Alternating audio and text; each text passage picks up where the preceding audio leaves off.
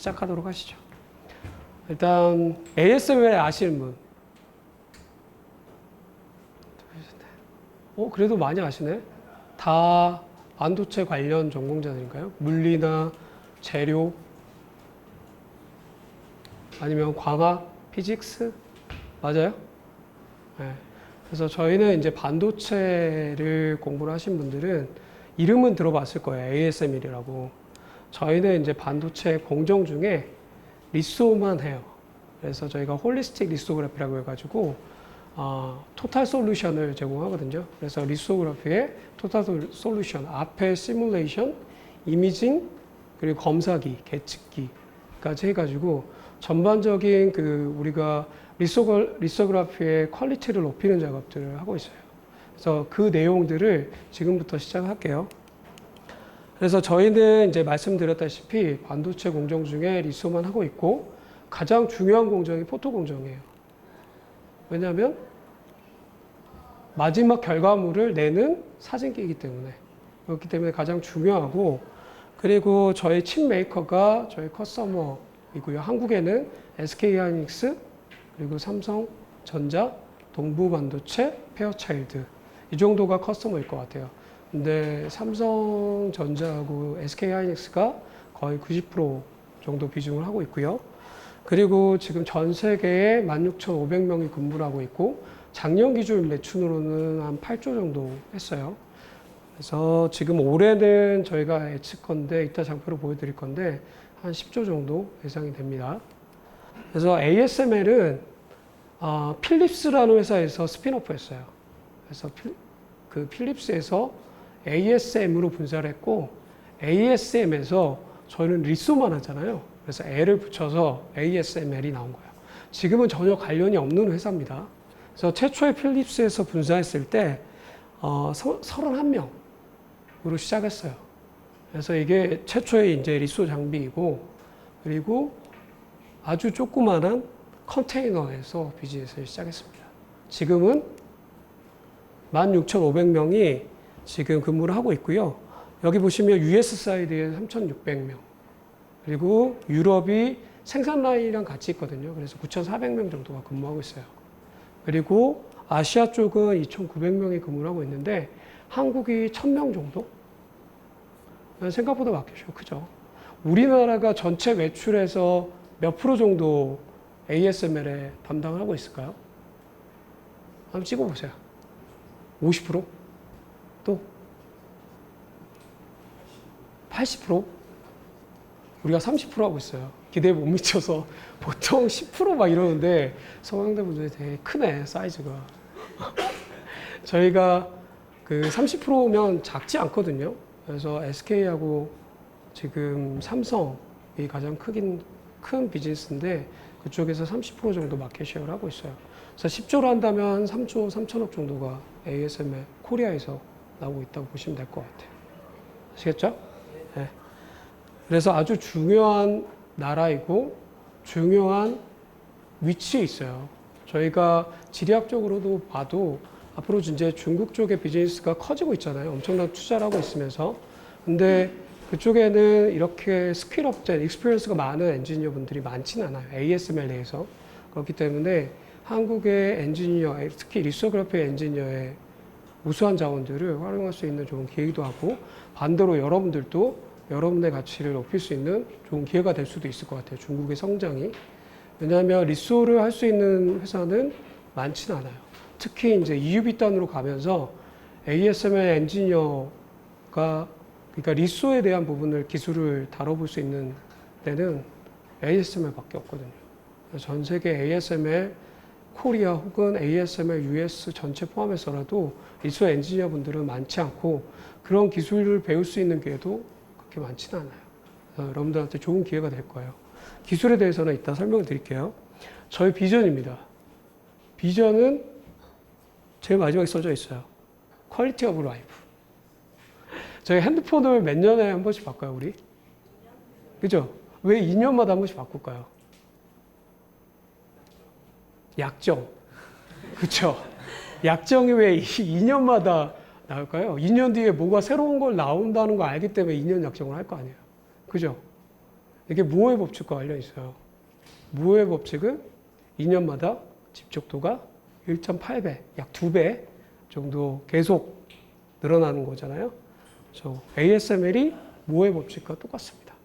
그래서 우리는 반도체 칩의 집적도를 무어의 법칙에 따라서 2년마다 2배씩 늘림으로 인해서 새로운 아이템이 디바이스들이 나올 수 있게끔 삼성전자나 SK 하이닉스에 기술을 제공하는 거예요.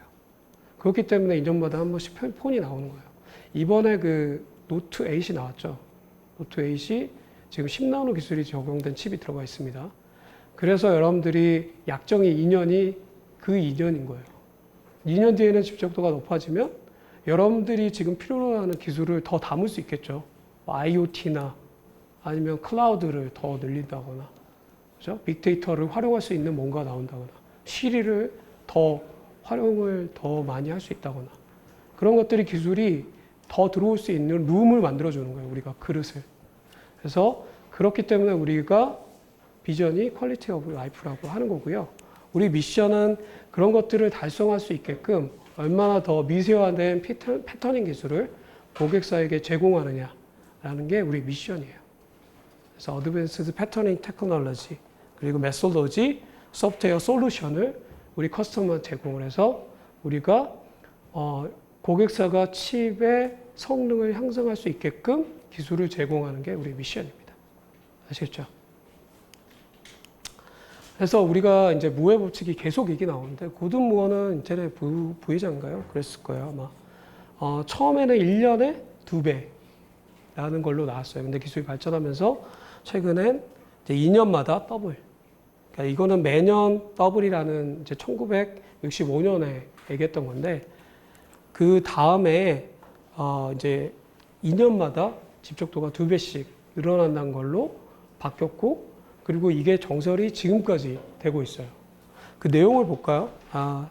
그래서 우리가 지금 71년부터 21년까지 왔는데 이 칩 사이즈의 사이즈는 이따가 페어차일드 그 그림을 보고 다시 한번 설명을 드릴게요.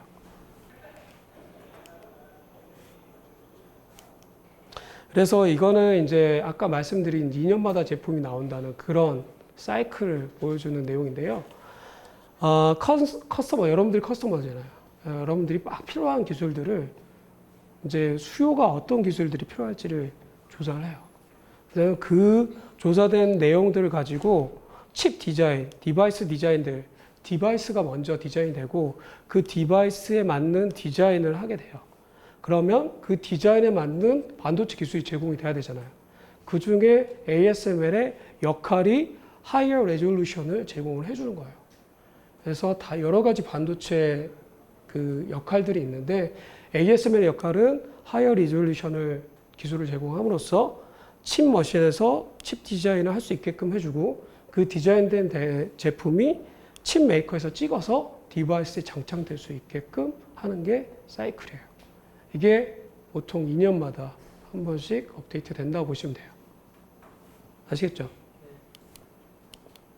그래서 이게 지금 페어차일드에서 1959년에 처음 만든 트랜지스터거든요. 왼쪽 게.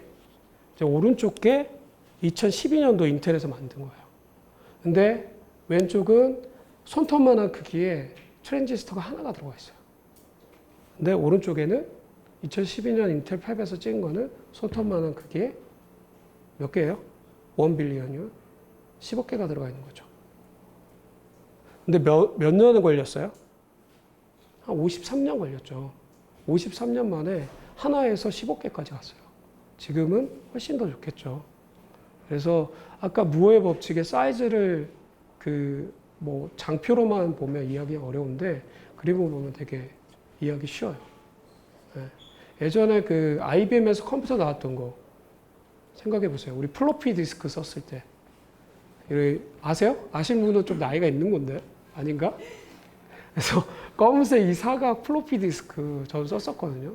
그래서 그걸로 막 베이직 디자인하고 막 그랬었는데 뭐 그때 지금하고 스마트폰 사이즈도 훨씬 작아졌고 훨씬 더 프로세스도 강하고 메모리도 훨씬 들어가고 그거를 기억하시면 될 것 같아요. 그만큼 많은 발전이 있었다. 라고 보시면 되고, 우리 장비는 아주 심플해요. 이해하기는. 빗을 가지고 형상을 놓고 형상에 맞는 그림을 찍는 거예요. 빗을 투과해서. 그래서 빗이 어떻게 보면 연필이라고 생각하시면 될 것 같아요. 그래서 빗으로 웨이퍼에 고객사가 디자인한 칩 디자인을 그대로 형상화시키는 거죠. 근데 그게 얼마나 미세화된 패터닝 기술을 제공하냐에 따라서 같은 사이즈에 훨씬 더 많은 그림을 그릴 수가 있는 거예요. 그래서 그게 가능하면 고객사에서 칩 디자인을 다시 하겠죠. 그래서 그거를 다시 찍을 수 있게끔 만들어주는 게 우리 장비입니다. 그래서 간단해요. 라이트 소스가 있고 레티클이 있다 그러면 투과해서 빔을 쏴서 광원이 레티클 투과해서 웨이퍼단에 그 그림이 그대로 그리는 거예요. 근데 어려운 거는 빛은 컨트롤하기 어렵잖아요. 회절하고 굴절하고. 그렇죠? 이 소스가 어떻게 웨이퍼 표면에 일정한 에너지로 땅 때리는 부분에 전체적으로 똑같은 에너지를 줄 수 있느냐. 빛은 가운데에 이렇게 프레쉬로 비치면 가운데가 밝고 어두워지잖아요. 그게 제어가 안 돼 있으면 웨이퍼단에 딱 찍었을 때 어두운 부분이 많을 거 아니에요. 그쪽에는 안 찍히겠죠, 잘. 그럼 웨이퍼를 쓸 수 있어요? 없잖아요. 그런 또 어려움이 있어요. 이따가 EUV를 설명해서 말씀을 드릴게요. 이게 우리 리소 장비인데요. 말씀드렸다시피 라이트 소스가 있고 이 라이트 소스의 빛이 일루미네이션 시스템을 거쳐서 빛이 좀 정제된 다음에 레티클 스테이지로 가요. 빛이 쏴지면 레티클 스테이지에 있는 형상대로 빛이 가겠죠. 그게 렌즈를 투과해서 웨이퍼에 가는 거예요. 그래서 아까 그 설명드렸던 그 그림과 똑같은 원리를 가지고 있어요. 근데 이렇게 찍은 칩은 어떤 구조를 갖고 있냐면 이게 번쩍번쩍거리는 게 지금 신호가 주고받고 하고 있는 거거든요. 잘 안 보이실 수도 있는데 여기까지는 되게 심플하잖아요. 이제 3D로 바뀌면서 들어가면 제가 설명을 드릴게요. 이 보시죠. 이게 레이어가 여러 개의 레이어들이 쌓여있는 거예요. 그래서 웨이퍼가 PR하고 뭐 메솔로지에서 계측하고 찍고 디벨롭하고 그러면 이게 다시 사이클을 도는 거예요. 그래서 레이어를 여러 개 쌓아가지고 같은 칩 사이즈 안에 더 많은 집적도를 높일 수도 있어요. 공정으로 처리하는 거예요. 그래서 삼성에서 2년 전인가요? 뭐 쿼러프 패터닝 기술을 이용해서 뭐 10나노까지 갔다. 이렇게 나왔잖아요. 저희 장비로 찍은 건데 공정을 여러 번 해서 올린 거예요. 네. 근데 어떤 어려움이 있을까요? 공정을 오게 하면? 레이어와 레이어가 정확한 위치에 와야 되는 거죠. 항상 웨이퍼가 똑같은 위치에. 그래서 그 기준을 어떻게 잡고 어떻게 문제점을 발견할 수 있을지에 대한 이슈도 있고요. 그리고 이미징 이슈도 있어요. 빛이 계속 똑같이 가야 되는데 뭐 컨트롤이 안 돼서 이미징이 잘 안 됐다라고 하면 그런 부분을 트러블 슈팅하는 것도 있고. 그래서 쉽지만은 않아요. 공정을 늘린다는 거는 그만큼 퀄리티에 문제가 있을 수 있는 확률이 높고 그리고 컨트롤해야 되는 요소들이 많고 아웃풋이 많이 안 나올 수 있다. 그러니까 가격이 올라가겠죠. 그래서 지금 10나노까지 삼성이 찍고 있잖아요. 그죠? 공정을 계속 쿼터풀 뭐 해가지고 늘려서 집적도를 쌓은 거예요. 근데 이따가 보여줄 텐데 7나노부터 가는 거는 전혀 다른 얘기가 돼요. 그래서 그때 뭐 무호의 법칙은 끝났다라는 얘기가 막 나왔었고 EUV는 뭐 불가능한 기술이다 뭐 이렇게 나왔었거든요. 기사를 검색해 보시면 확인할 수 있어요. 불과 그게 2년 전인가 그래요. 그래서 지금 라인에 들어가 있는 우리 장비를 볼 건데 이게 저희 장비고요. 이게 텔 장비예요. 트랙 장비라고 하는 거. 그리고 앞에서 웨이퍼가 들어오게 됩니다. 아까 제가 말씀드린 거랑 똑같은 거예요. 그림 보면서 한번 같이 얘기해 보시죠. 텔 장비에서 PR을 하는 거예요. PR을 하면 메솔로지에서 계측을 해요. PR이 제대로 했는지. 그 다음에 리소로 찍어요. 아까 밑에 웨이퍼 스테이지 보셨죠? 그래서 거기서 찍는 거예요. 그러면 이게 디벨롭을 하고 현상을 하고 다시 가는 거예요. 일드스타로 그 검사를 하고. 그래서 이게 데이터가 계속 가면서 공정을 계속 쌓아가는 거고, 우리 장비의 역할들은 이 데이터 계측을 하잖아요. 검사를 하잖아. 그러면 검사의 결과들을 이 컨트롤 루프를 타고 컴퓨터 플랫폼에 쌓아놓습니다. 그래서 튀는 애들이 어떤 애들이 튀는 건지, 뭐가 문제인 건지를 이 루프를 타고 들어온 플랫폼 소스를 가지고 분석을 해서 다시 리소를 컨트롤 해줘요. 그래서 이걸 계속 같이 하면서 퀄리티를 높여가는 작업을 하고 있어요. 네. 저희가 뭐 문제가 있는 거를 뭐 현미경으로 들여다보고 이렇게 조율하는 거 아니에요. 그러니까 대부분 이제 석사 이상 제가 필드 애플리케이션 작업에 대해서 얘기할 텐데 분석하는 툴들을 되게 많이 써요. 그래서 플랫폼에 쌓인 소스를 가지고 우리가 트러블 슈팅을 한다라고 이해를 하시면 될 것 같고, 이게 처음에 얘기했던 저희 홀리스틱 리소그래피, 우리 비즈니스의 전체라고 보면 돼요. 지금까지 설명드렸던 부분이 이미징이라는 부분이고요. 이 앞단에 시뮬레이션 하는 데가 있어요. 브라이언이라는 소프트웨어를 쓰거든요. 그래서 브라이언 소프트웨어를 쓰는데 이게 처음에 뭐 설계가 다 끝나가지고 바로 찍을 수는 없잖아. 그러면 뭐 엄청나게 에러가 있을 거 아니에요. 그래서 브라이언이라는 소프트웨어를 가지고 모델링을 해요. 그래서 미리 문제가 되는 것들을 다 튠하고 그리고 나서 이미징을 합니다. 그래도 이미징한 게 문제가 있을 때는 이 매저에 대해서 다시 브라이언 소프트웨어 이용해서 다시 시뮬레이션 해보고 그걸 조용해서 이미징하고 그래서 퀄리티를 계속 높이는 작업을 해요. 그러니까 우리가 브라이언 비즈니스가 하나 있고요. 이미징 비즈니스가 있고 그리고 뒷단에 계측키, 그 검사기 비즈니스를 해요. 그죠? 근데 문제가 생겼어요. 우리 일드스타 가지고는 10나노까지는 검사 가능해요. 근데 EUV는 7나노부터 생각을 하고 있거든요. EUV에 장비를 적용하는 거는. 그러면 일드스타에서 검사 안 되겠죠. 그래서 우리가 HMI라는 회사를 인수했어요. HMI는 이빈 테크놀로지, 메솔로지 기술을 갖고 있거든요. 그래서 7나노 언더도 가능해요, 검사가. 여기 보시면 이 부분이 붙었어요, 떨어졌어요? 보여요?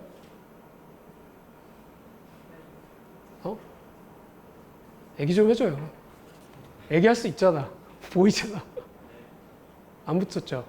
잘 모르겠죠, 붙었는지. 여기. 근데 여기 봐보세요. 보이죠? 그래서 우리가 HMI 기술이 필요한 거예요. 이빈 메솔로지 기술이. 그래서 HMI라는 이제 EUV 비즈니스를 위해서 HMI를 인수를 했고요. 잠시만요. 이거는 같은 내용이에요. 그래서 이거는 제가 이따가 그 EUV 설명할 때 설명을 드릴게요. 네, 그래서 무어의 법칙은 지금 계속 달성을 하고 있고, 저희가 1984년도에 파스 장비가 먼저 나왔고요. 그 다음에 15년에 트윈스캔, 그리고 16년에 이제 트윈스캔 X2 EUV가 나오게 됐어요. 그래서 장비는 계속 발전하는데 경쟁사의 가장 간극을 많이 벌린 장비가 이 트윈스캔이에요. 왜냐하면 생산성이 거의 2배 정도 늘었거든요. 원래 메솔로지가 있고 리소가 있었잖아요. 그죠? 한쪽에 메솔로지를 하고 있는데 리소로 하는 게 쉽지 않거든요. 왜냐하면 척이 계속 움직이는데 10나노짜리를 찍고 있는 거잖아요. 그죠?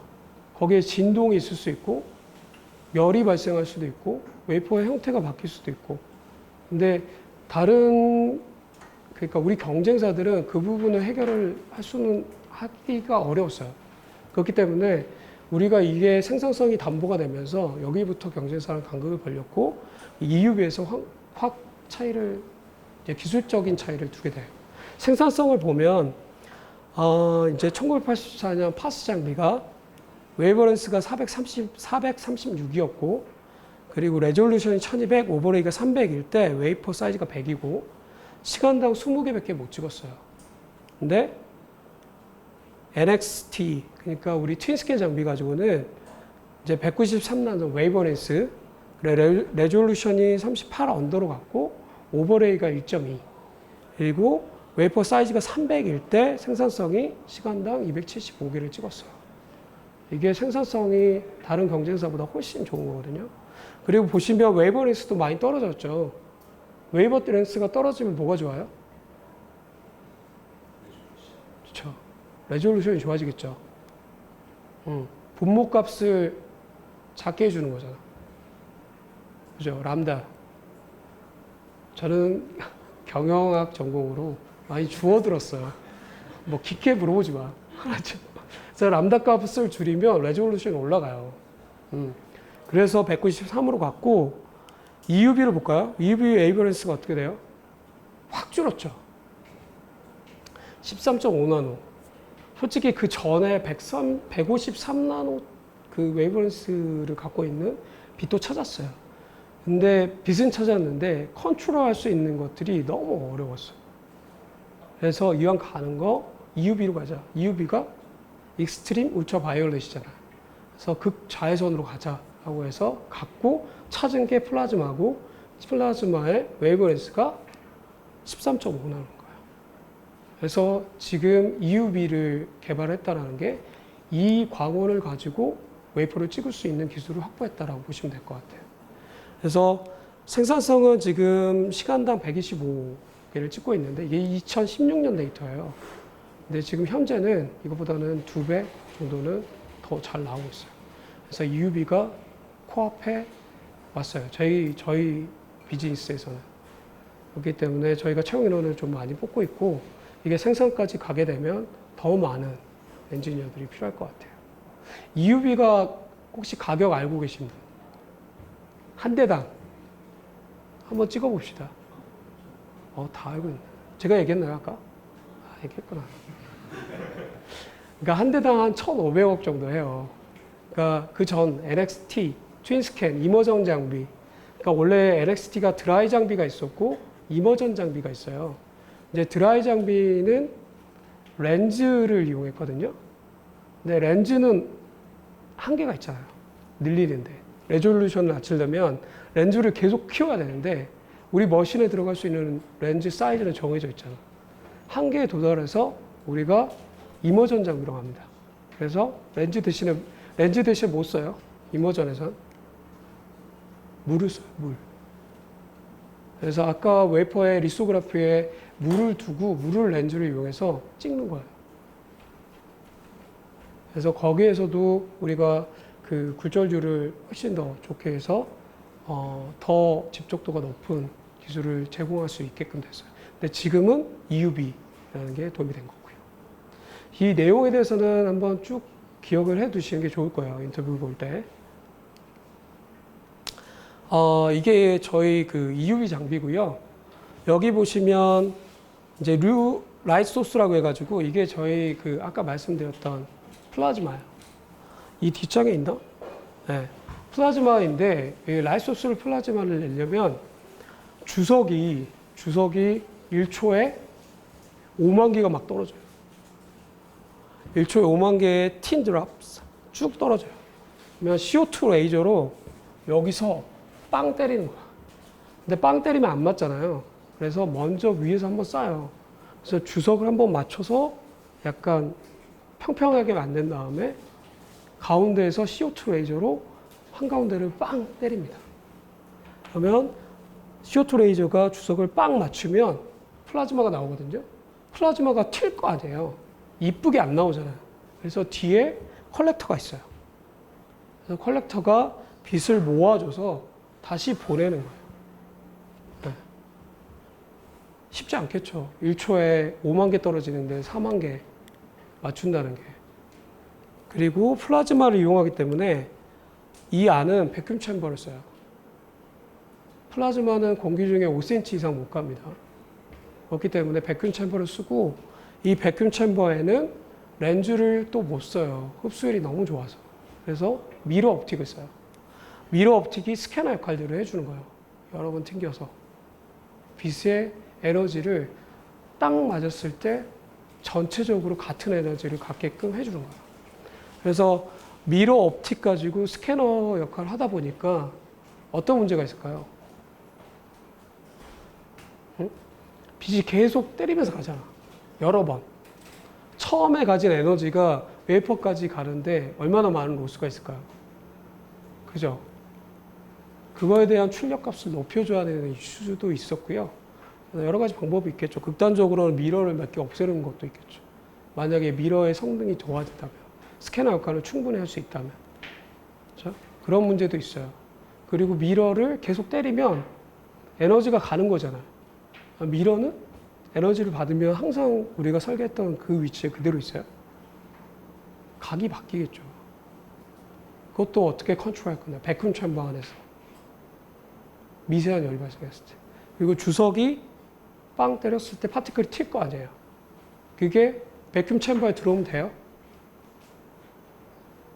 들어오면 안 되겠죠. 그것도 제어를 해줘야 돼요. 여러 가지 이슈가 있어요.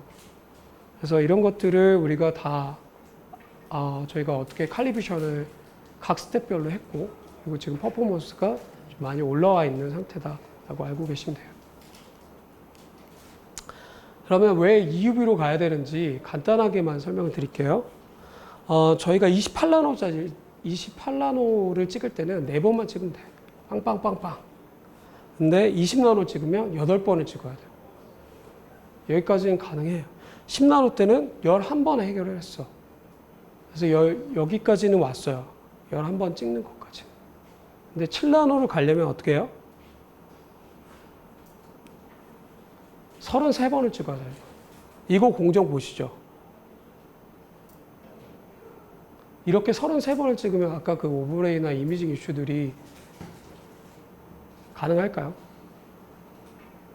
돈도 안 남겠죠. 찍어서 몇 개 못 건지고 공정도 길어지고 그렇기 때문에 그때 얘기 나온 게 무월 보충 끝났다라고 나온 거예요. 기존 장비 가지고 할 수 있는 한계에 왔다. 10나노까지. EUV는 불가능한 기술이었다라고 했죠. 근데 지금 EUV가 나오면서 이게 어떻게 되냐면 이렇게 돼요. 그러니까 EUV로는 9번만 찍으면 돼요. 다시 20나노대 기준으로 돌아온 거예요. 그렇기 때문에 아무리 비싸더라도 1,500억, 2,000억 정도 하더라도 생산성만 확보된다 그러면 7나노 가려면 갈 수밖에 없어요. EUV가. 근데 칩 사이즈가 이렇게 우리 레졸루션이 높아지면 미세한 손폭이 되면 될수록 뭐가 또 좋아져요? 집적도는 당연히 좋아지는 거고. 어떤 게 좋아질까요? 에너지 효율이 좋아지잖아요. 배터리를 오래 쓸 수 있어. 네, 그런 이점도 있어요. 그러니까 나중에 4차 혁명 이렇게 돼서 10나노짜리 칩을 여러 개 쓸 수도 있겠죠. 그렇게 됐을 때 컨트롤하기도 어렵고 각 아이템별로 또 어떻게 로직을 짜는지 또 하나의 또 로직이 필요할 거고 그리고 에너지의 효율도 많이 떨어져요. 그래서 7나노, 5나노, 3나노 이렇게 가는 것들이 진짜 엄청난 큰 의미가 있어요. 그러니까 앞으로 비즈니스에 대해서. 그래서 7나노부터는 EUV로 가야 되는구나 라고 시장이 이해하고 받아들이기 시작했어. 드디어. 금액적인 부분인데요. 아까 말한 한 번 찍었을 때가 이게 100에 있거든요. 근데 아까 말한 쿼러풀 패터닝 하면 8배의 코스트가 들어요. 같은 칩을 EUV로 찍으면 이게 여기 있거든요. 한 4배 언더. 코스트가 2배 정도 세이브이 되니까 EUV가 훨씬 이피션시가 높겠죠. 비싸더라도.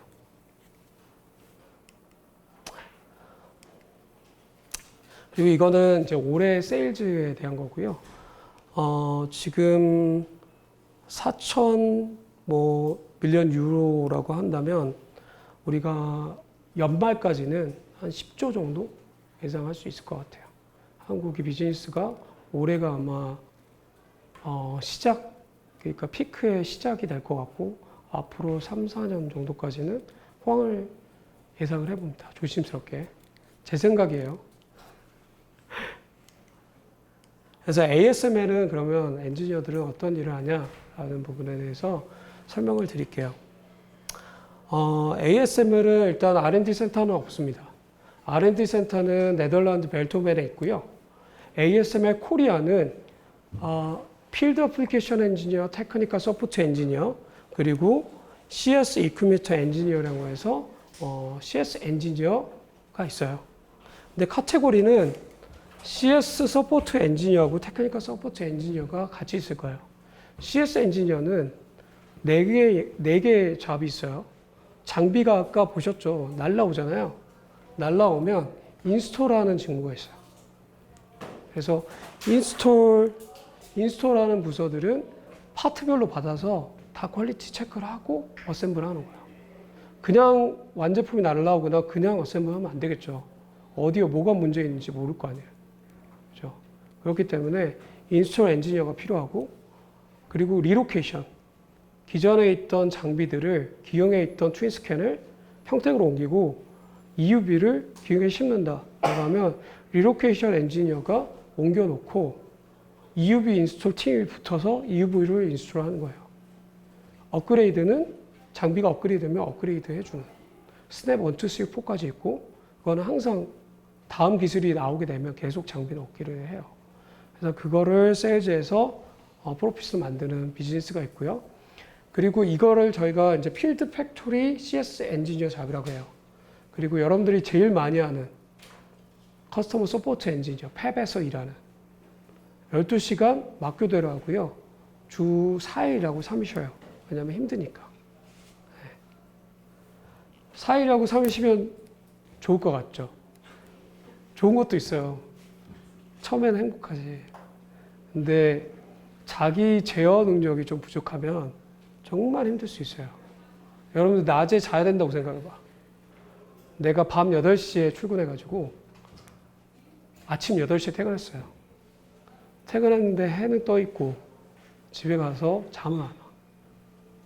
그러면 좀 미드 보고 좀 놀다가 늦게 자요. 하루는 괜찮아. 이게 계속 쌓인다고 생각해요. 그래서 자기 제어 능력이 부족하면 좀 힘들 수 있어요. 근데 3일 쉬니까 그건 충전은 될 수 있겠죠. 근데 이게 여러분들이 기한을 두고 하는 건 아니잖아요. 1, 2년 하고 그만둘 거 아니잖아요. 계속 할 수도 있어요. 그래서 그런 것들도 좀 고민을 해보면 좋을 것 같아요. 마냥 좋은 건 아니야. 대신 목금 토일 일하고 월화수 쉬면 펜션, 콘도 이런 건 싸게 잡을 수 있겠죠. 원하는데. 대신 결혼하고 나면 또 달라요. 애들하고 또 지낼 수 있는 시간이 없을 수 있어. 네, 그래서 항상 일장일단이 있어요. 그런 것들도 잘 고민해 보시고 잡에 대한 특성도 이해를 하셔야 돼요. 그래야지 지원서 쓸 때 어떤 걸 써야 될지를 알 수 있거든요. 그래서 커스터머 서포트가 그렇게 4가지 직무가 있고, 아까 말한 퍼스트 라인 서포트, 팹 안에서 문제가 발생했을 때 트러블 슈팅을 하고, 거기에서 해결하지 못한 게 세컨드 라인으로 가거든요. 세컨드 라인으로 갔을 때 하드웨어적인 이슈들을 스페셜리티를 갖고 해결해 주는 게 있어요. 그게 테크니컬 서포트 엔지니어예요. 아까 보셨죠? 저희 장비. 레이저 소스가 있고, 일루미네이션 시스템이 있고, 레티클 스테이지가 있고, 그리고 렌즈가 있고, 웨이퍼 스테이지가 있었잖아요. 이 파트별로 스페셜리스트들이 있는 거예요. 그래서 내가 모프 문제를 세컨드 라인에 일루미네이션 스페셜리스트한테 넘겨주면 거기에서 해결해 주는. 그래서 세컨드 라인 엔지니어 서포트가 있어요. 그리고 저쪽은 필드 애플리케이션 엔지니어인데 이걸 제외한 나머지를 다 한다고 보시면 돼요. 그러면 나머지가 뭐냐라고 하면 우리가 아까 말한 공정이 늘어나는 경우가 있잖아요.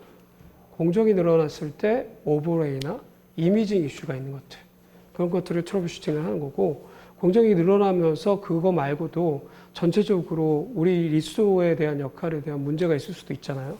한계도 있을 수도 있고, 그런 부분들을 서포트 해주는 엔지니어도 있어요.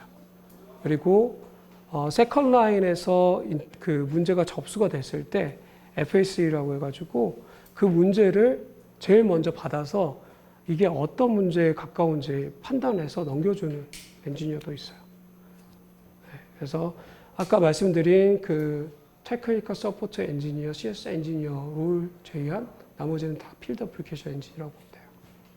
그리고 EUV 장비는 새로운 장비잖아요. 새로운 장비의 퍼포먼스를 높이는 작업도 여기서 합니다. 필드 어플리케이션 엔진이요. 그래서 아까 말한 뭐 여러 가지 이슈들이 있잖아요. 출력값을 어떻게 높여줄 수 있는지, 뭐 렌즈를 바꿀 건지, 거울을 줄일 건지, 아니면 CO2 레이저 말고 뭔가 더 파워풀한 걸 쓰든지, 아니면 컬렉터의 성능을 높여서 빛을 더 하나도 로스 없이 다 모아주든지, 뭐 여러 가지 문제들이 있을 거 아니에요. 그런 것들을 해결해주는, 그리고 커스터머가 요구하는 스펙에 인될 수 있게끔 해주는 일도 해요. 그래서 여러분들이 R&D 센터가 없다고 실망하실 수도 있는데, 모르겠어요. 대기업에서 여러분들한테 얼마나 R&D에 기회를 줄 수 있을지 모르겠지만, 저희도 그에 못지않은 기회가 여기 있고, 여러분들이 엔지니어로서 자부심을 느낄 수 있는 테크놀로지가 다 있습니다. 그래서 충분히 해볼 만해요. 저희가 자신 있고, 저희가 교육만 2년 이상을 투자를 하거든요. 여러분들 교육만. 여러분들이 실제 역할을 하는 거는 3년째부터 빠르면 그렇게 생각을 하고 있어요. 그래서 말씀드린 대로 CS 엔지니어, 테크니컬 서포트 엔지니어, 필드 어플리케이션 엔지니어 이렇게 장표가 되어 있고요. 이거는 필드 어플리케이션 엔지니어들이 뭐 하는지 말로는 잘 모르겠다라고 해서 저희 그 앱스 매니저 예전에 그래서 바트 레먼스라고 있거든요. 그분한테 슬라이드 한 장으로 만들어 달라고 했어요. 우리가 어떤 일을 하는지 알려달라. 그러니까 이걸 주는 거예요. 이해가 돼요? 이해가 돼요? 이게 다 분석 툴이에요, 분석 툴. 분석 툴. 그래서 이게 웨이퍼 사이즈인데 어디가 어떤 문제가 있는지 이 빨간 점들이 이슈가 있는 거고 이 여기에 발생한 데이터 소스들을 모아서 분석하고 어떤 이슈가 있었는지 찾아내서 트러블슈팅 하는 거. 그러니까 데이터 소스에 대한 분석을 많이 한다고 하더라고요. 네. 그래서 그렇게 이해를 해주시면 될 것 같아요. 그래서 소프트웨어는 뭐 파이썬 같은 것도 쓰고요. 언어로. 그리고 매틀랩 이런 것들 되게 많이 활용한다고 해요. 아, 그럼 내가 매틀랩 활용 못하는데 자기가 없는 건가? 그런 거 아니에요. 그런 그 문제를 분석하고 해결할 수 있는 능력이 중요하다라는 얘기를 드리고 싶어서 이 장표를 넣은 거예요. 아시겠죠? 뭐 한국 비즈니스는 이제 1996년에 시작이 됐고 지금 현재 한 1000명 정도 근무자들이 있고요. 앞으로는 계속 늘어날 거예요. 하반기 지금 채용 규모가 1000명? 아니, 100명. 100명 정도 돼 있고, 그리고 내년에도 한 200명 이상 뽑을 것 같아요. EUV에 대한 퍼포먼스에 따라서. 그리고 지금 근무지는 지금 기흥하고 화성을 커버하는 동탄 오피스가 있고요. 그리고 평택 오피스가 이번에 열었어요. 평택 비즈니스 때문에. 그리고 SK 하이닉스의 이천하고 청주 두 개 서포트하는 오피스가 있습니다. 근무지는 여러분들 회사에서 정해줘요. 놀라거나 두려워하지 마세요. 여러분들한테 가장 맞는 잡과, 왜냐하면 여러분들이 더 모르잖아요, 아직은. 그래서 여러분들의 가장 잘 맞는 잡과 그 역량이 필요한 사이트에 배치를 할 거고, 시작은 회사에서 정해주고, 그 다음부터 디자인은 여러분이 하시면 됩니다. 여러분 커리어는. 아시겠죠? 네. ASML 컬처입니다. 대기업에서 써져 있는 컬처하고 차이점이 있어요? 없죠? 다 좋은 말 막 써져 있잖아. 우리 회사 오세요. 근데 컬처를 이해하려면 회사의 그 비즈니스를 좀 이해하면 돼요. 네. 저희가 지금 얘기하는 게 전문성을 기반으로 한 업무 자율성. 두 번째, 워크 앤 라이프 밸런스. 세 번째, 개방적 글로벌 분위기. 지속 자기 개발. 생존을 위해서 이런 문화가 필수적으로 따라옵니다. 우리는 기술적으로 극복해야 될 이슈들이 많기 때문에. 한 팀에 다양한 전공도가 있어요. 전기, 전자, 메카, 피직스, 뭐 재료, 옵틱. 한 팀에 같이 있다고 생각을 해보세요. 문제가 딱 발생했어. 예를 들면 열이 발생한 문제야. 그러면 그 열은 기계와 관련이 있으니까 기계 담당자가 해? 이거 아니거든요. 현상은 열로 나오지만 원인은 어디서 나오는지 모르잖아요. 우리가 감기가 나면 열이 나듯이 약은 다 처방에 따라 다 다르잖아요. 그래서 같은 팀의 다양한 전공자와 다양한 얘기를 해야 되는데 솔루션은 여러 가지 방법들이 있는 거예요. 그죠? 그래서 이런 것들을 잘 하려면 수평적인 문화일 수밖에 없는 거죠. 그죠? 그래야지 내 얘기를 할 거 아니야.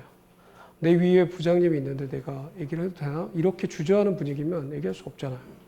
그렇기 때문에 수평적 문화를 아주 강조를 합니다. 그리고 그런 문화를 하고 있고, 그래서 영어로 이름을 쓰는 사람도 많아요. 저는 헨리라고 써요. 처음에 인사팀에 왔는데 조디, 에밀리, 피터, 지나, 그래서 좀 헷갈렸어요. 이 어학원에 와 있나. 그래서 저도 영어 이름을 뭘 만들어야 되나 하다가 헨리로 했는데, 그래서 수평적인 문화가 태생적으로 중요할 수밖에 없어요. 우리가 살아남으려면. 엔지니어들은, 커스터머들은 우리 장비가 스탑되면 라인 전체가 스탑이거든요. 그러니까 그만큼 로스예요. 빨리 해결책을 마련해야 돼요. 다양한 방법대로.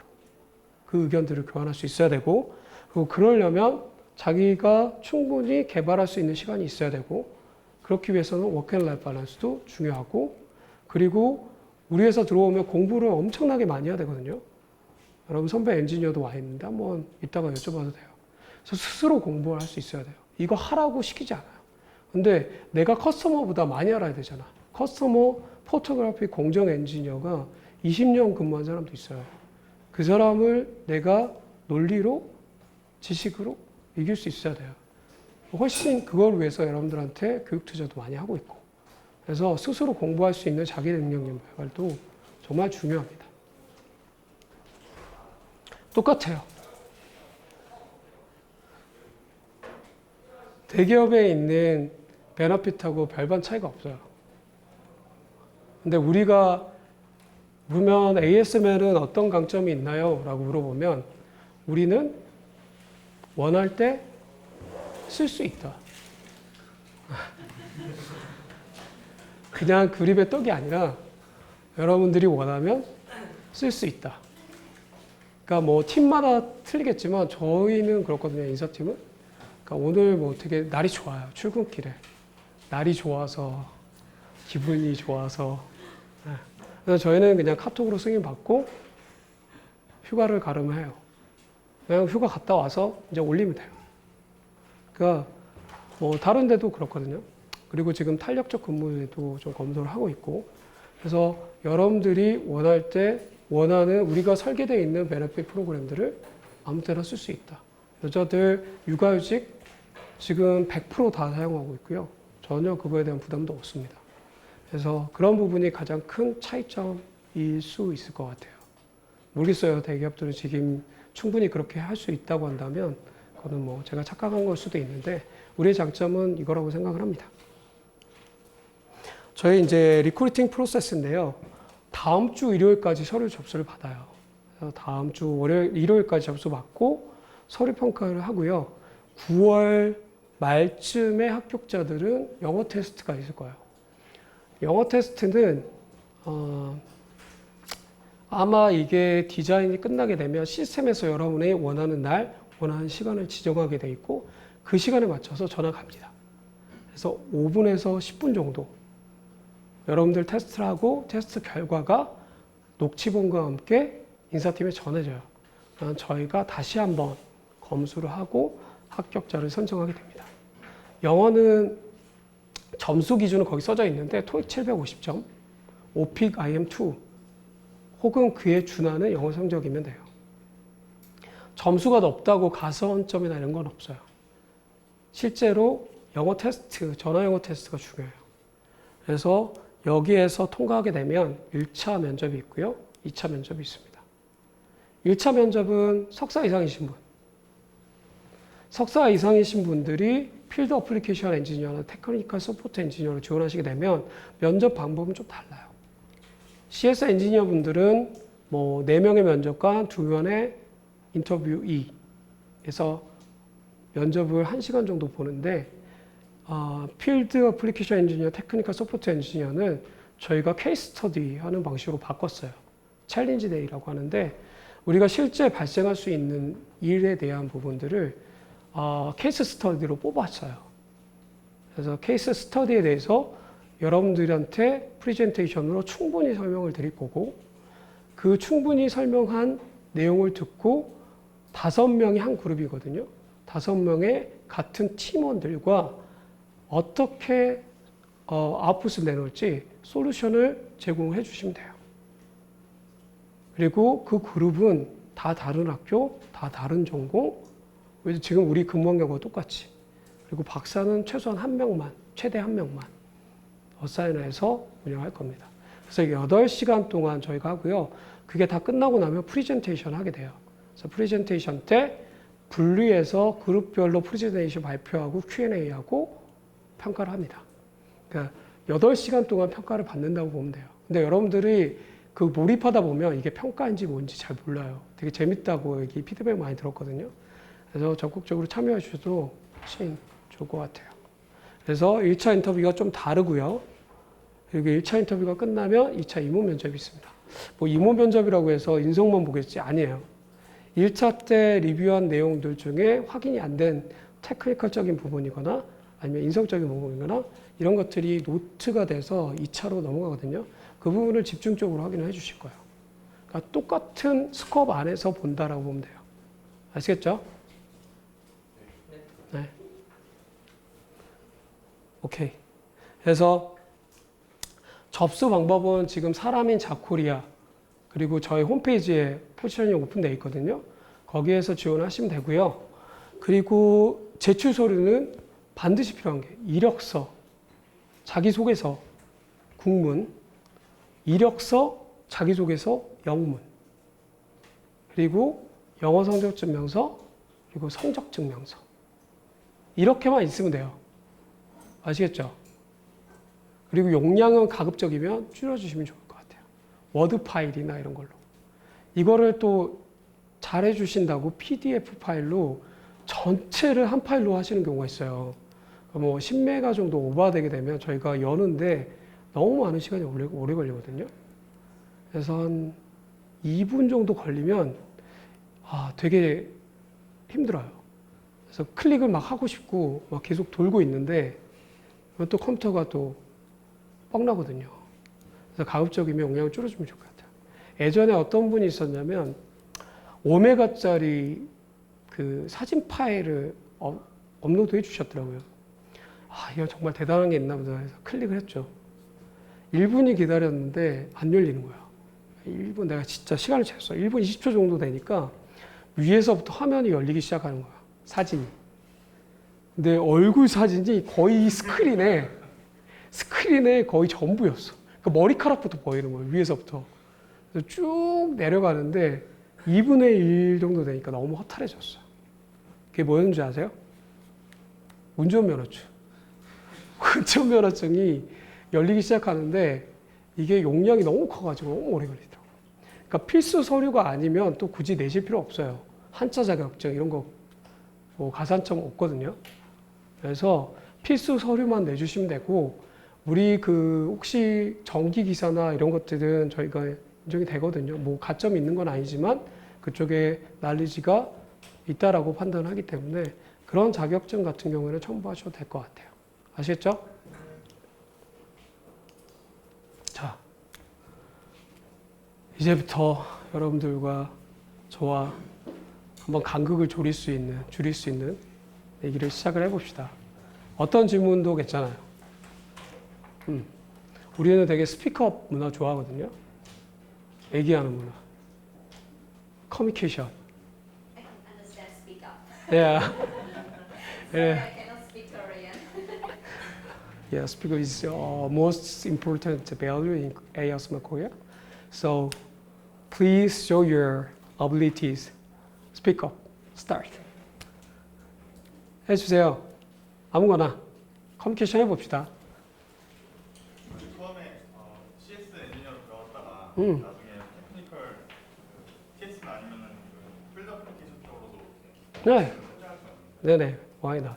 저희가 CS 엔지니어로 직군을 설계를 했어요. 그래서 이동이 가능하게끔. 필드 애플리케이션 엔지니어도 CS 직군의 하나예요. 네. 그래서 여러분들이 커리어에 대한 부분들은 회사에서 아까 시작을 하지만 여러분들이 그 다음은 디자인하는 거예요. 그래서 여러분들이 스스로 능력을 개발하고 그거에 맞는 넥스트 커리어가 있다고 하면 갈 수 있습니다. 본사로 갈 수 있는 기회도 많고요. 많다라는 거는 본인이 적극적으로 그거에 대해서 타겟을 두고 뭔가를 했냐라는 게 중요하겠죠. 그러니까 문이 닫혀 있는 그 길이라고 보면 돼요. 근데 문은 잠겨 있진 않아. 자기가 열면 열리는 거예요. 근데 그거를 회사에서 너 여기도 해봐, 여기도 해봐. 그래서 너 이거 지금 개발해. 이거부터 공부해. 라고 알려주지 않아. 스스로 해야 돼. 그래서 아까 자기 개발 능력 그런 것들이 되게 중요한 게고요. 그리고 우리는 교육이 엄청 중요한 회사입니다. 그래서 교육을 아끼진 않아요. 또 그러면 재직 중에 석사를 취득을 해야 이게 지원이 가능한 건가요? 아니요. 그런 퀄리티에이션은 없어요. 그러니까 바로 왜 석사 이상을 뽑냐면 그 정도 능력이 있어야 우리가 2년 정도 교육을 했을 때 원하는 수준까지 올라오니까 그래요. 그러니까 여러분들은 CS 엔지니어로 시작해서 어떤 역할을 어떻게 더 잘해서 어떤 능력을 보여주느냐에 따라서 더 빠를 수도 있어요. 그거는 up to you. 네. 기계공학과가 아니라 정확히 어떤 일을 하는지. 다시 한번. 기계공학과가 기계공학이요? 아까 그 장비 보셨죠? 잠깐 보셨죠? 중간에 들어가서 아, 그래요? 그러니까 장비, 저희는 이제 반도체를 만드는 회사는 아니에요. 칩을 만드는 회사는 아니고, 칩을 만들 수 있게끔 우리가 미세화 선폭을 그릴 수 있는 리소그라피라는 장비를 만드는 회사거든요. 장비가 우리가 거기 보면 파란색 점으로 찍힌 부분들이 필요한 전공들이에요. 왜 그 전공들이 필요하냐면 그런 문제가 있기 때문에. 그래서 기계적으로 뭔가 척이 움직일 때 기계적인 이슈들이 많이 발생할 수도 있을 거 아니에요. 혹은 열, 진동, 뭐 이런 이슈들도 있을 거고. 그래서 그런 부분들을 트러블 슈팅 하려면 기계적인 지식이 필요해요. 근데 여러분들은 CS 엔지니어로 뽑힌다고 보시면 돼요. 기계를 전공한다고 해서 앞으로 기계에 관련된 트러블 슈팅만 한다? 그거 아니에요. 저희가 보고 싶은 거는 지금 현재 전공에서 얼마나 깊이 있게 엔지니어적인 자질을 보여줄 수 있게끔 공부를 했냐라는 게 중요해요. 왜냐하면 다른 것들도 다 애드온 해야 되기 때문에. 그래서 엔지니어적인 자질이 제일 중요해요. 저희가 CSS가 뭐예요? 서비스라고 생각하시는 분. 우리 아니에요, 서비스. 서비스 아니에요. 우리 서포트 엔지니어, 커스터머 서포트 엔지니어. 네. 커스터머를 서포트하는 엔지니어. 왜냐하면 커스터머는 저희 장비를 잘 모르고 그리고 해결할 수 없기 때문에 우리가 서포트 해주는 거예요. 그래서 우리 엔지니어들은 자긍심을 갖고 있습니다. 또 질문. 네. 저희 1차 면접 때 케이스 스터디를 한다고 하셨잖아요. 네. 필드 어플리케이션하고 테크니컬 서포트 엔지니어. 그럼 이제 그냥 CS로 지원할 때는 네, 그건 없고요. 아까 말씀드린 대로 다대다 면접. 면접관이 4분, 그리고 면접자가 2분. 그래서 1시간 정도 인터뷰를 볼 거예요. 네. 그래서 예전 방식과 똑같아요. 지금은. 네, 점차적으로 좀 바꿔가려고 하고 있어요. 그리고 사설 기관에 돈을 받고 굳이 이력서를 검수받거나 이틀짜리 반도체 공정교육을 받을 필요는 없어요. 아시겠죠? 저희가 반도체 공정에 대한 이해는 그냥 찾아보는 수준 정도면 충분해요. 장비를 만드는 회사이기 때문에 차라리 우리 장비에 대해서 조금 더 공부하시는 게 낫고, 이력서도 우리가 2,000개 이상 받는데 여러분들만 그 어떤 특정 회사에 뭐 서비스를 이용하는 것 같죠? 아니에요. 되게 나이스해. 그래서 넘겨놨는데 똑같은 컨텐츠, 똑같은 템플릿이 또 나와요. 아까 있었는데 다시 뒤져. 그러면 그게 데이터가 쌓이게 되면 어느 정도 윤곽이 나와요. 마스터 데이터, 그죠? 빅데이터가 쌓이면 흐름이 보여요. 그래서 절대 그런 거 하지 마시고, 우리가 보고 싶은 거는, 우리가 찾고 싶은 탤런트는 아까 말한 그거. 커스터머 서포트 엔지니어로서 충분히 빠른 시간 안에 우리가 솔루션을 제공해 줄 수 있는 엔지니어. 그리고 다양한 전공자들이 같이 일을 하기 때문에 그들과 잘 일할 수 있는 팀워크, 커뮤니케이션 능력이 필요합니다. 아시겠죠? 또 질문 있어요? 우리 터놓고 합시다. 편하게. 교육에 투자를 되게 많이 한다고 네네. 회사 내에서 교육 지원의 형태가 어떻게 교육에 이제 ASML 코리아의 트레이닝 센터도 있고요. 네, 네덜란드 벨토벤 가서 교육 받아야 될 것도 많아요. 그래서 최근에 제가 이제 네덜란드 출장 갔을 때 만난 엔지니어는 제가 출장 갈 때가 12월인데 12월 달에 뽑은 친구거든요. 그 친구랑 같이 비행기 탔어요. 내 코스를 들어보니까 2달 네덜란드에서 교육을 받고 한국으로 들어오는 게 아니라 타이 언어 가더라고요. 그래서 3달 교육을 받고 한국에 와서 트레이닝 센터 교육 받으면서 온더잡 트레이닝. 그냥 공부만 하는 건 아니에요. 그래서 여러분들 선배 엔지니어, 멘토 엔지니어들이 다 어사인 될 거고 선배 엔지니어들과 같이 가면서 계속 디벨롭하고 필요한 교육이 또 있거든요. 교육 스케줄이 다 짜져 있어요. 그래서 그 교육 스케줄대로 여러분들이 계속 디벨롭 될 겁니다. 그래서 중요한 거는 여러분들 입사일자 정할 때 이따 나중에 합격해서 하게 돼서 입사일자 정할 때 학교에 가야 될 일정, 합격 이후에 있으면 반드시 알려줘야 돼요. 그 일정을 알아야 교육 스케줄을 짤 수 있거든요. 여러분 매니저가. 교육은 충분히 받을 거예요. 네, 여러분들 일할 수 있을 정도로. 또 화학과가 할 수 있는 일이랑 그 일에 대해서 좀 궁금하고요. 네. 공문 이력서랑 영문 이력서를 내라고 하셨는데 네. 포맷이 혹시 똑같아야 되는 건지? 아니요. 자유양식이에요. 자유양식. 폼만 말씀드리면 다 자유양식이고 사진은 필요 없습니다. 굳이 붙이실 필요 없어요. 그리고 화학공학은 거기 보시면 화학공학은 아마 필드 어플리케이션 엔지니어에 좀 적합한 직무로 돼 있을 거예요. 네. 왜냐하면 필드 어플리케이션 엔지니어는 아까 말씀드린 대로 재료 자체를 바꾸거나 아니면 어떤 현상에 대해서 물질에 대한 현상에 대해서 깊이 있게 공부를 해서 우리가 웨이퍼단에 잘 그릴 수 있게끔 뭔가를 바꿔줘야 되는 일들이 있거든요. 그래서 석사 이상인 분들이 왜냐하면 학사단에는 이렇게 물질을 이제 생성해 본다거나 거기까지는 안 들어가요. 그렇기 때문에 아마 석사 이상으로 했는데 만약에 그 CS 엔지니어 학사로 지원을 하게 된다 그러면 저희가 다른 능력도 좀 보고 싶어 해요. 왜냐하면 퍼스트 라인에서 문제가 발생하는 이슈들을 트러블슈팅을 해야 될 거 아니에요? 거기는 전기, 전자, 기계 여러 가지 이슈가 있었을 텐데 어떤 생각을 갖고 있냐면 화학공학이기 때문에 기계를 만져본다거나 메커니즘을 이해하는데 조금 어려움이 있지 않을까라는 생각을 갖고 있어요, 면접관들이. 근데 그런 것들을 극복하게 되면 훨씬 더 좋겠죠. 그래서 그렇게 해서 입사한 분들도 꽤 있어요. 네.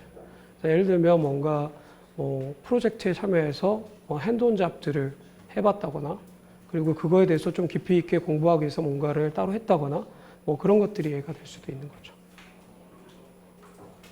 또, 네.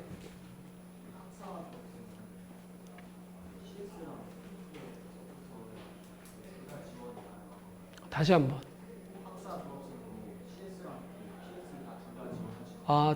TS하고 필드 어플리케이션 엔지니어는 석사 이상.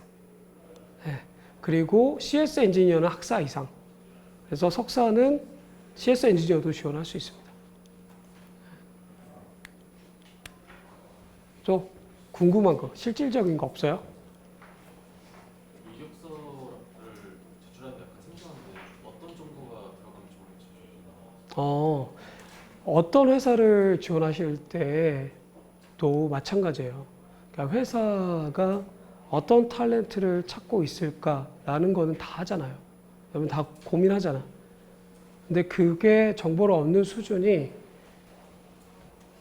깊이 있게 이해를 못하고 이렇게 나와 있는 정보들을 취합해서 이해하는 경우가 많거든요. 그렇지 마시고 여러분들이 만약에 원하는 포지션이 있으면 지금 이런 기회를 이용하든지 여러분 선배 엔지니어들을 이용하든 삼성이든 SK 여러분 선배 엔지니어를 이용하든 실제로 어떤 환경에 어떤 사람과 일을 하는지를 한번 들어보세요. 예를 들면 여러분들 이력서가 어떤 형태냐면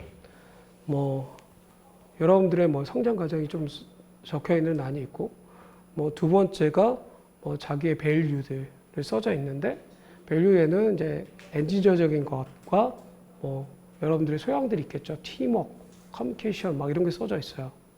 엔지니어적인 부분들도 어떤 팀 그룹 액티비티, 뭐 내가 자동차에 참여를 해서 어떤 어려움이 있었지만 뭐 극복해냈고 입상하는 성과를 얻었다 라고 한 카테고리가 있고, 그리고 팀워크 이런 것들은 내가 동호회 회장 혹은 그에 준하는 역할들을 했었는데 내부에 문제가 있었어. 항상 갈등이 있었고 나를 기반으로 그런 문제를 해결해서 성공으로 뭔가를 해냈다.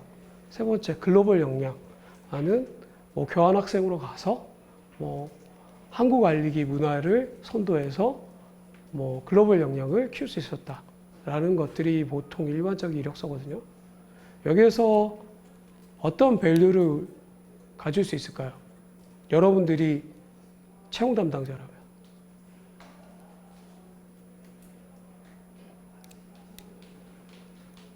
뭐가 빠졌어요? 뭐가 빠졌을까요? 그러니까 팁을 드리는 거예요. 이력서 작성하실 때. 왜 ASML 지원인지. 그것도 빠져 있는 것도 있고, 그거는 근데 대부분 다 쓰더라고요. 네. 회사에서 어떤 일을 할 수 있는지, 그렇죠? 그것도 중요하죠. 첫 번째 그 테크니컬적인 부분에서는 내가 빠졌어요.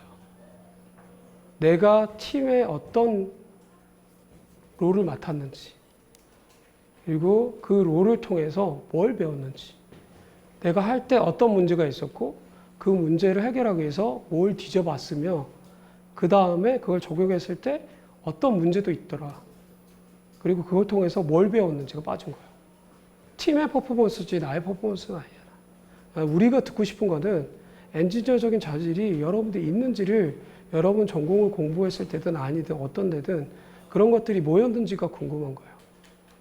그죠? 두 번째, 팀워크. 팀워크도 너무 뭐예요? 여기서 이제 동호회 회장 안 해본 사람이 없어요. 이력서에서. 네. 그러니까 실질적인 경험을 통해서, 물론 그런 것도 경험이 될 수 있겠죠. 경험이 되죠. 당연히 되죠. 근데 그런 것들이 너무 내용이 많다 보니까, 그리고 그 사이에서 어떤 역할들을 했는지가 빠져 있어요. 구체적으로. 문제를 팀의 뭐 목표를 달성하기 위해서 내가 포기한 거, 혹은 내가 설득을 위해서 뭔가 한 거, 그러면 그들이 포기하게끔 내가 발휘한 역량이나 이런 것들이 좀 빠져 있는 것들이 있어요. 그러니까 다 내가 뭘 했던지를 빠져 있는 거예요. 글로벌 역량. 글로벌 역량이 뭐예요? 라고 물어보거든요. 면접 때. 내가 본인이 글로벌 역량이 있다고 했으니까. 그러면 글로벌 역량이 뭐냐고 물어보면 나는 외국인들과 금방 친해질 수 있어요. 그들과 일하는데 두려움이 없어요. 그게 글로벌 역량이에요. 그러니까 본인이 셀링한 역량에 대해서 스스로 좀 고민해보고 그 부분이 어떤 경험이나 어떤 기저에 깔린 뭔가가 있었는지를 고민을 해보셔야 돼요. 그런 것들이 중요해요. 그래서 ASML이든 뭐 다른 회사든 여러분이 지원한 포지션에 그 포지션은 어떤 일을 하고 어떤 사람을 일하고 내가 같이 일할 사람들은 어떤 환경에 있는지를 고민하고 그 환경에 나를 온전히 버리고 그 환경에 필요할 것 같은 역량 한번 쭉 써보세요. 단어만. 그리고 완전히 이건 잊어버리고 내가 진짜 경험하고 느꼈던 것들 중에 가지고 있던 역량을 쭉 써보세요. 이건 버리고. 그래서 이 두 개를 합치는 거야. 매치업 되는 것들을 찾아서. 그래서 이 밸류들을 어떻게 얘기해 줄 건지를 써야 돼요. 없는 걸 있다라고 쓰면 안 돼요. 그거는 금방 걸려요. 우리가 또 계속 물어보거든요. 그래서 스스로를 좀 객관적으로 볼 수 있는 방법들을 고민해보고 직무를 이해할 때는 완전히 나를 버리고 필요할 거를 써보시고 나를 이해할 때는 직무를 완전 버리고 갖고 있는 걸 써보시고 그런 시간을 갖는 게 도움이 될 거예요. ASML이든 아니든. 그래서 본인의 이야기들을 작성을 해주시면 훨씬 우리도 여러분들이 얼마나 고생하고 힘든지 알거든요. 취준생 여러분들이 얼마나 힘들어하는지. 그렇기 때문에 이력서 한 자 안 놓치고 다 봐요. 솔직히 말씀드리면. 그렇기 때문에 이력서를 꼼꼼히 보기 때문에 이렇게 뭔가 서비스를 이용하거나 뭐 자기 이야기가 아닌 것들은 금방 보여요. 그래서 그런 부분에 집중을 해주시고 어떤 회사가 됐든 집중을 하시면 뭐 좋은 성과가 있지 않을까 생각이 듭니다. 또? 1차 면접에서 전공적인 내용도 네, 많이 물어봐요.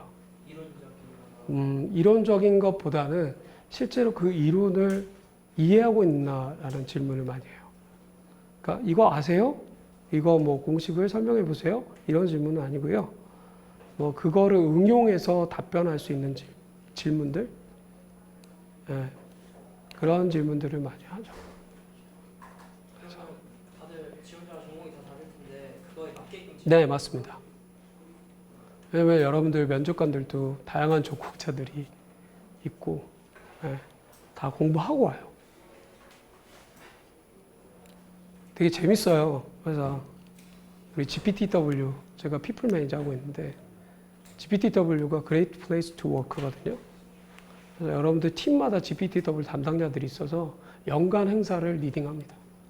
최근에 앱스 어플리케이션, 필드 어플리케이션 팀하고 아웃팅 갔다 왔고 되게 재밌었어요. 망나의 밤을 보냈죠. 또 질문? 네. CS 엔지니어는 삼성전자나 하이닉스 들어가서 우리 소모품 장비 설치 셋업이거나 이런 업무를 하는 네네. 그러니까 셋업하는 게 인스톨이라는 직무가 따로 있고요. 그리고 리로케이션, 재배치하는 업무가 있고요. 그리고 장비를 업그레이드하는 게 있어요. 그리고 여러분들이 제일 많이 하는 라인에서 12시간 막교대로 주 4일하고 3일 쉬는 시프트 엔지니어도 있고요. 시프트 엔지니어의 메인 롤은 트러블 슈팅 하는 거죠. 그리고 문제가 발생하기 전에 사전에 예방하고. 그래서 CS 엔지니어 이 4개의 직무가 있다고 보시면 돼요. 아니요. CS 엔지니어로 지원하면 돼요. 거기 지원에 하나밖에 없어요. CS 엔지니어. 그리고 회사에서 판단해서 시작은 결정해 줍니다. 그 다음에 여러분의 커리어 패스는 여러분이 디자인하시면 돼요.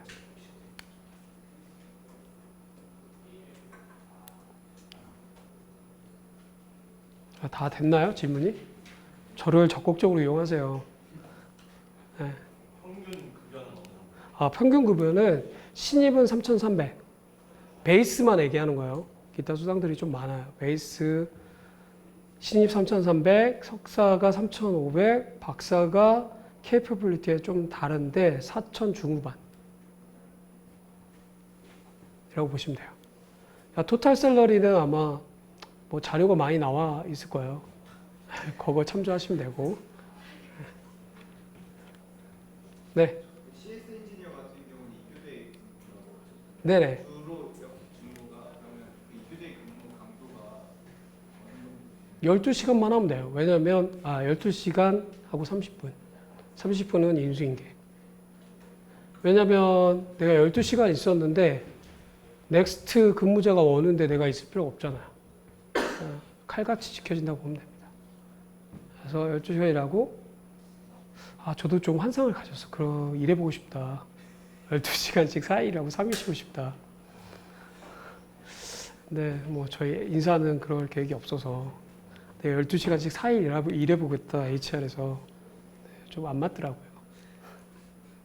또 CS 직무는 딱히 비전이 없는 거 아닌가요? 하루 매 어떤 의미에서요? 그러니까 좀 발전적으로 커리어나 발전적인 면에서 봤을 때 음. 그냥 12시간 일하고 12시간 쉬고 주 4일 근무하고 음. 하시는 그런 일 네네. 방법 그거는 이제 본인이 어떻게 하냐에 따라 다를 수 있어요. 커스터머 서포트 엔지니어가 커스터머에서 제일 접점에 있는 사람이거든요. 아까 말씀드렸죠. 리소에 대해서는 자세히 모르지만 경험이 많아요. 그 사람으로 뭐 논리나 난리지로 그 사람을 설득할 수 있어야 그 사람이 날 따라오거든요. 믿고. 커스터머가 그렇게 만만하진 않아요. 스스로 자기 개발을 하지 않으면 그 사람들을 이겨낼 수가 없어요. 그리고 기술이 계속 발전하면 리소도 그냥 2017년 지금 현재 9월 며칠이죠? 이 시점의 리소가 아닐 거예요. 6개월 뒤에는. 소프트웨어가 업그레이드 됐든 뭐가 업그레이드 되거든요. 그러면 그때 발생할 수 있는 이슈들에 대해서 또 공부를 해야 돼요. 물론 그냥 나는 그냥 내 것만 문제가 없을 것만 하겠다 그러면 커스터머 신뢰도 있고 그러면 솔직히 그 잡을 꾸준히 할 수는 없어요. 그래서 상황이 스스로 공부하지 않으면 안 되게끔 만듭니다. 그래서 스스로 공부를 많이 해야 되고 노력을 해야 돼요. 네, 제가 서강대 오늘 처음 오는 거라 여러분들한테 좀 적극적으로 많은 얘기를 해주고 싶어서 지금까지 좀 떠들었어요. 네, 그래서 저는 여기까지 하고 저희 이제 여러분 선배 엔지니어, 지금 필드 애플리케이션 엔지니어에서 일을 하고 계시거든요. 그래서 실질적으로 어떻게 일을 하고 계시고, 그리고 어떤 여러분들이 궁금한 게 이제 현업단에서 어떤 이슈가 있는지 한번 들어보는 Q&A 시간을 갖도록 하겠습니다. 박수로 여러분.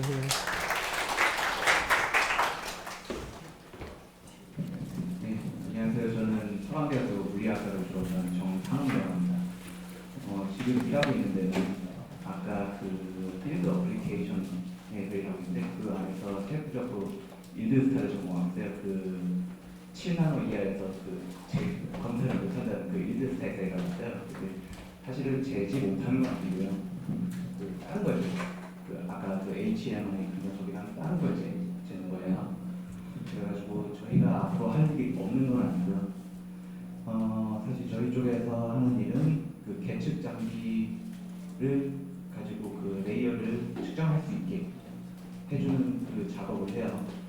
그러면은 저희가 사실은 커스터머나 이제 프로젝트 같은 걸 진행하기도 하고, 아니면 커스터머가 그 해당 계측 장비로 그러니까 이제 고정을 진행하면은 그때 생기는 문제점에 대해서 저희가 트러블 슈팅을 하거나, 아니면 프로젝트 처음 시작할 때 그 그러니까 데이터를 쌓을 수 있게 그 계측을 해주는 그 계측 레시피를 셋업을 해줘요. 저희가 그 계측 그 조건들을 레시피라고 불러요. 예, 그래가지고 그걸 셋업하는 작업들을 하고요. 사실 이제 저도 여기를 알게 된 게 사실 저는 석사를 지내다가 이제 다른 연구실에서 다른 대학교 연구실에서 어떤 사람이 ASM을 들어갔다 이런 얘기를 들었었어요. 그래가지고 그런가 보다 하면서 좀 그 당시에는 취업할 생각이 없었어요. 그랬는데 이제 그러다가 취업 준비를 하다가 이제 주변에서 들었던 얘기 중에 그 얘기가 딱 떠오르더라고요. 한번 찾아봤는데 근데 이미 공채가 끝나 있더라고요. 그래가지고 못 들어가겠구나라고 생각했는데 우리 학교 취업지원부에서 딱 공지를 하나 추가 채용을 띄우더라고요. 그때 잽살이었죠. 그래가지고 거기서 돼가지고 그러고서 지금까지 다니고 있습니다. 그리고 사실 저는 이제 저의 회사 생활에 굉장히 만족을 하고 있어요. 제 개인적인 생각으로는. 근데 이제 사실은 장점으로는 정말 챌린지 해볼 수 있는 영역이 굉장히 많아요. 제 생각에 챌린지 해볼 수 있는 데가 많고, 그리고 굉장히 수평적인 관계. 만약에 정말 내가 이러이러해서 만약 리저너블 이유로 준비를 한 다음에 이렇게 내가 이러이러한 이유로 내가 너무 힘들다 매니저한테 얘기하면 매니저가 납득을 되면 그만한 액션을 취해 주실 거예요. 대부분의 매니저. 그런데 이제 하나 들어오시는 분들 중에 간혹 잘못 생각하시는 분이 하나 있는데 편한 직장인 줄 알아요. 사실은 편한 직장은 아니에요. 지금 CS 엔지니어만 봐도 이제 4일 12시간 뛰고 시프트 들으면서 하잖아요. 제가 이제 조금 저희 부서 같은 경우는 이제 9 to 6라서 이제 정식 그렇게 하는데 그렇게 시프트를 하지 않는데 간혹 이제 그 문제가 한 번 생겨가지고 막 4일을 이렇게 밤 근무를 했던 적이 있어요. 12시간씩. 한 3일 하고 나니까 너무 힘들더라고요. 그래서 확실히 그 CS 엔지니어도 쉽지 않아요. 물론 이제 내가 하던 일 끝내고 다음으로 넘겨면 되지만 그게 쉽지 않습니다. 그리고 빌드 어플리케이션도 이거는 이제 비즈니스랑 직결이 돼버려요. 그 거기서 만드는 모든 게 이제 사실은 그래가지고 그렇게 되면 이제 비즈니스랑 직결이 되기 때문에 만약에 제가 일을 안 하면은 이게 뭔가 딜레이가 생겨버리고 그 딜레이가 생기다 보면 때를 놓쳐버려서 이제 그게 없었던 일로 하죠. 이런 식으로 돼버리는 케이스도 있어요. 그리고 쉬운 직장은 아니에요. 만약에 정말 쉬운 직장 찾고 계시면 ASM을 좀 추천드리고 싶은 것 같아요. 하나로 질문 하나 드릴까요? 네. 혹시 궁금한 게 있으시면 편하게 질문해 주세요. 식사를 하고 있는데 네. 가게 되면 이 재료랑 관련해서 실험 같은 걸 하게 되는지 혹은 뭐 상황을 분석하는 일이라든지 상황 분석에 좀 더 가까워요. 사실 저희 같은 경우는 이제 사실 디벨롭먼트 쪽은 본사에서 정도 진행하고요. 만약에 저희가 하는 건 베타로 뭔가 제품을 리리즈를 했다. 그러면 저희가 그거를 검증하는 역할을 주로 해주긴 해요. 저희 쪽은. 그런데 이제 간혹 이제 베타에서 문제가 많이 발생해요. 틀림없이 발생해요. 그럼 그거 관련해서 저희가 이제 만약에 화공과는 약간 옵티컬 프로퍼티를 조금 고려를 해서 이제 뭐 리소에서 이런 현상이 일어날 수 있지 않을까 하면서 그런 식으로 검증을 해서 그 데이터를 정리를 해가지고 본사에다가 내가 이렇게 해가지고 이제 또 여러 사람한테 끼고 내일 내가 이렇게 생각한다 하면 이제 본인 아이디어가 돼요. 그런 식으로 챌린지는 어느 지식에서 해볼 수 있어요. 네. 저희가 시간이 많지 않아가지고 여기서 마치도록 하고요. 여기 밖에서 저희가 있을 테니까 궁금한 게 있으시면 보시면 될것 같아요. 아시겠죠? 네. 감사합니다.